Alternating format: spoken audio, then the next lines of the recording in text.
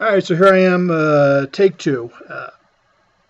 I decided today I'd rather just focus on trying to forge my tongs and not worry so much about video and getting the camera in the right position and keeping it focused and all those things. So basically, what you're going to see here is a collection of images that I took after the fact, but I'll talk about what I did.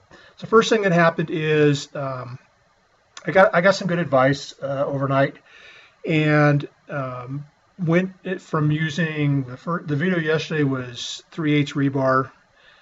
Today I'm using a railroad spike, which is just larger than half an inch. But the ones I have are fairly rusted, so I'm going to say just half inch square. And I went ahead and brought the head down and just kind of drew it out until it was just a rectangle the entire length. I didn't upset the point. The point's still on them. But that was what I started with.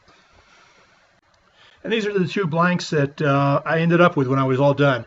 They're literally laying there side by side. You can see that they're pretty close to the same. Some of the advice I got also, besides using bigger material, was to spend more time finishing each component of the tong, or getting it closer anyway, before I move on to the next. So I went ahead and drew out the jaws on both of these, got them similar size and shape, then moved on to the bosses, did the same thing with that, and then did the setback on the reins and started drawing the reins out. I didn't spend a lot of time drawing the reins down. By the time I got to drawing the reins down and swinging that 4-pound hammer, my arm was tired. It was tired, so I didn't spend a lot of time with that. So here's a side view of the blanks. You can see they're fairly uniform. You know, they could use a little cleaning up, but they don't look too bad. Partly because what you'll see there is I've done some grinding, and let me show you why I ended up doing some grinding on them.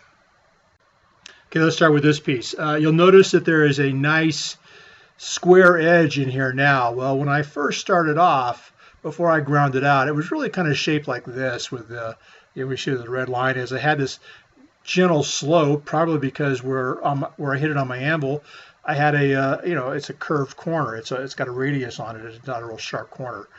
Didn't realize I needed that as a sharp corner until now. The other area I had to trim was at the top of, I guess you call it the top of the boss. You see how it comes down into the jaw at a fairly steep angle. Before I did all the grinding, it actually kind of looked this shape, much more rounded. And what was happening is the jaws and the bosses were interfering with each other, so they weren't closing up. And finally, with this picture, I went ahead and drew this rectangle on here just to show how the reins, they still need some adjustment, right? You can see how they're not straight. They don't come off parallel to everything else. They sort of drift downward. They get thicker. So there's still some work left to do. But as I said at the beginning, my arm was getting darn tired, and this will have to be another day. But let me show you what they look like kind of held together. They actually look like there's a darn good potential that these things could work. So this is me acting as the rivet. You can see that the jaws are, they're reasonably parallel.